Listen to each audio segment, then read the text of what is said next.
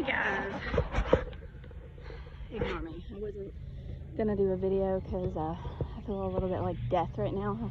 I had my second shot and I'm like, ugh, today. But I'm coming out of it and I wanted to show you everything that's going on because I basically have everything planted out and pretty much everything.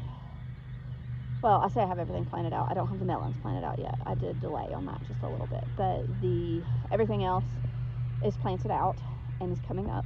And we've got a lot more, as much as we will have later, but a lot more going on right now than we have had in past. So I'm gonna start with garden 3 and kind of work my way back around and then work up to the front gardens. And we won't need to go check on the seedlings because there are no seedlings in the basement. All of them have been hardened off and the majority of them are in the ground at this point. So here we go. Of course, we have the herb garden being a mangled, messy mess. You see all this mint that's just, it keeps encroaching over. And I seriously think those are turnips. That I had extra seeds when I was planting the turnips in the other bed. I just chucked them over here and they germinated. So if they grow, they grow, whatever. They can beat out the weeds. It is starting to get warmer here, and you can tell because the cilantro is starting to go to seed, and so we will be getting coriander from those. Now, something I am looking forward to, I've never seen chives bloom. They're supposed to have a really gorgeous little poof ball. They look like truffle trees, and so I'm curious to see how those turn out. The oregano is a monster.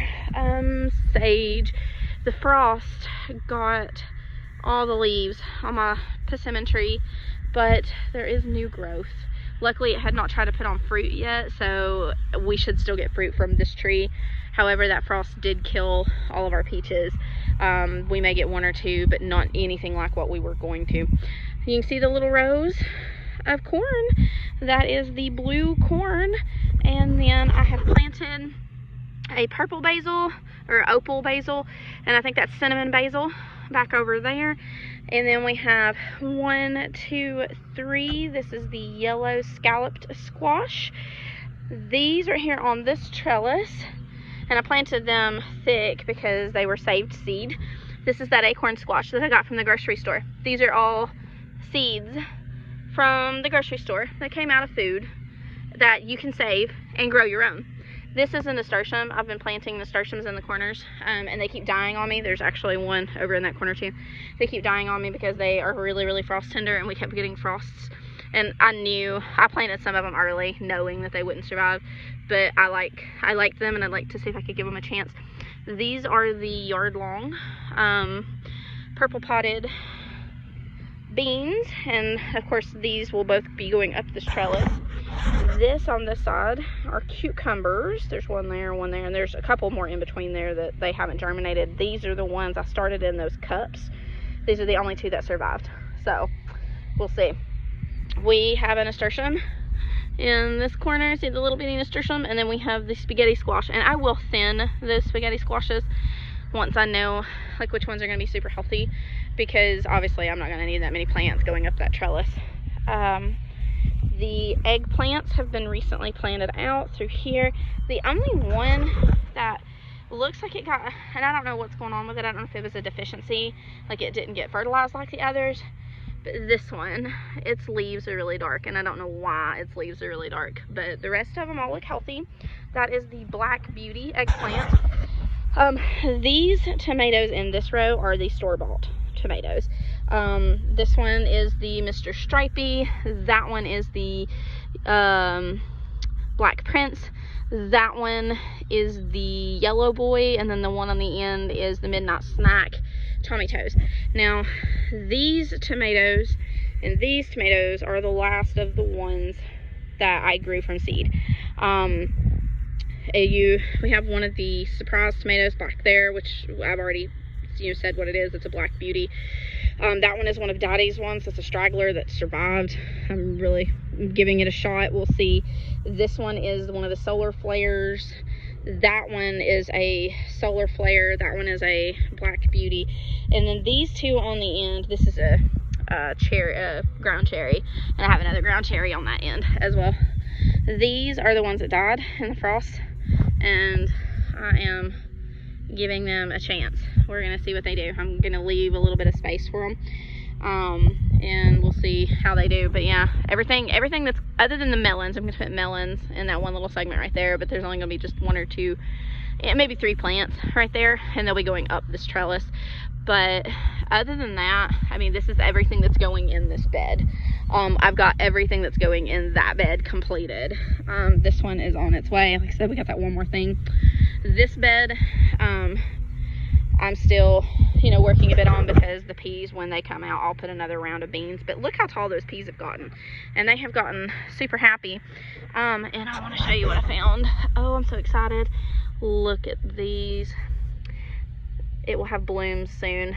Well, obviously it's got blooms, but it'll be opening, and we'll be starting to see peas soon, or pea pods. These are the climbing pole beans, just standard pole beans. And that's the one that I lost. I've actually replanted one in there. It just hasn't come up yet. I did a row of different types of basil.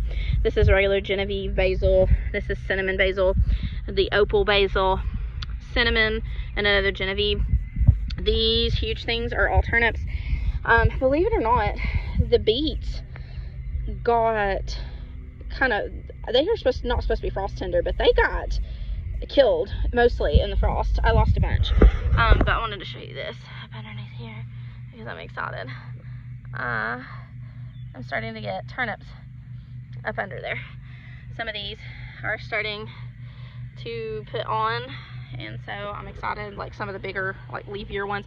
And now they aren't coming up yet because this, if you remember, I said I was going to intersperse these. Got okra planted kind of in between the rows of these, and as I'm taking the turnips out, obviously the okra is going to grow really tall, and it's going to shade these things, and these are more cold weather things, and they like that shade. I'm standing in a very small strip. And since Trig has decided that he likes the radishes, he's been out here, this one that's all hodgepodge, he's been out here picking them and eating them.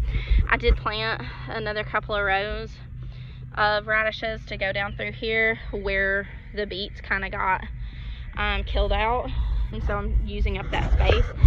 But yeah, there's a bunch of these that I could probably pick now, but Trig's been coming out and getting them, and I don't want to pick any right now because I'm not going to eat them right now. And radishes are something that you want to eat very fresh.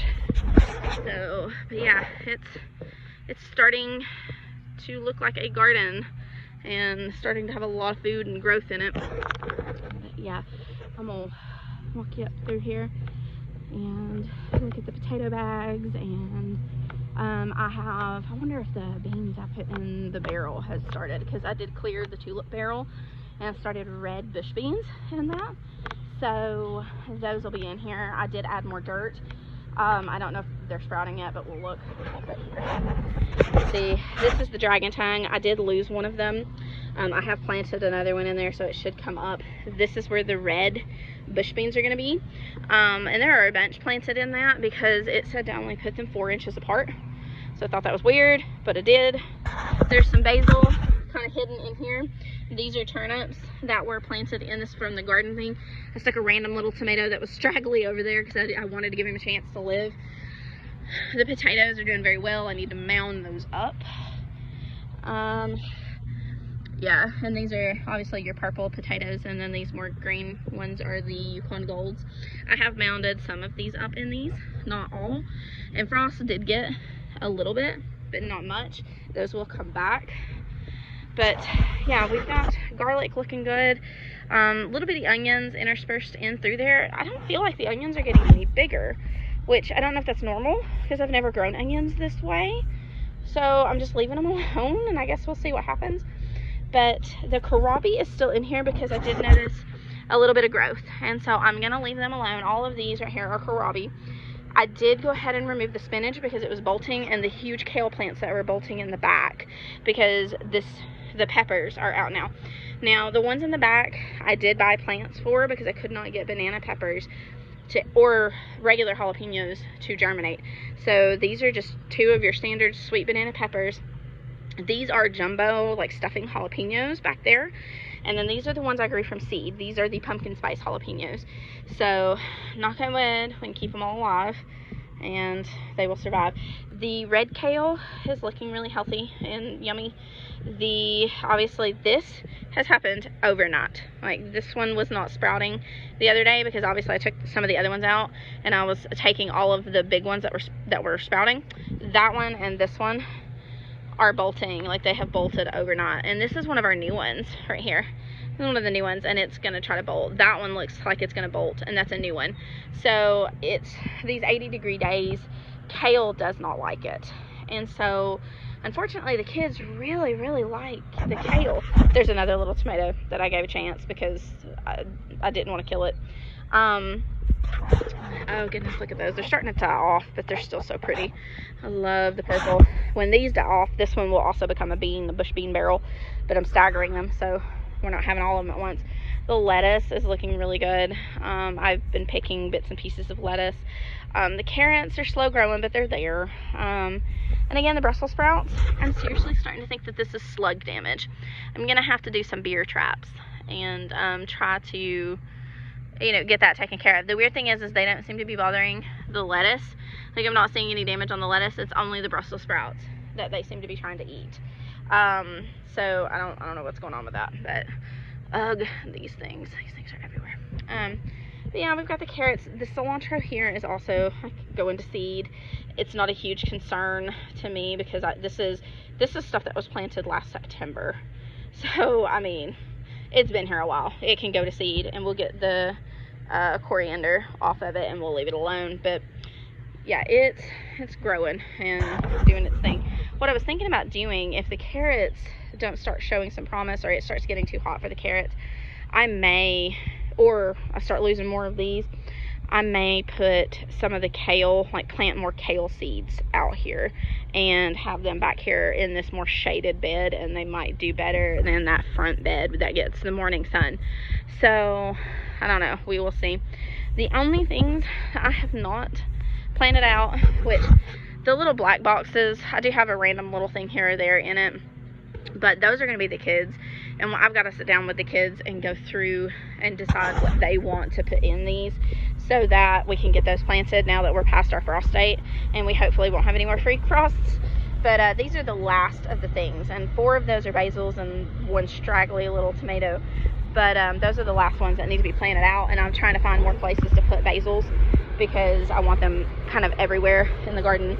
That is the one nasturtium that has been alive since like March. I've been able to keep that one alive. There's some purple basil planted on this corner because the nasturtium on that corner died. There is, I think that's Genevieve basil on that end. Thinking about putting another one over there because the nasturtium that I planted over there never came up. And there are flowers planted in both of these. And I'm seriously wondering if the frost got them because they were seeds. And if you remember, I had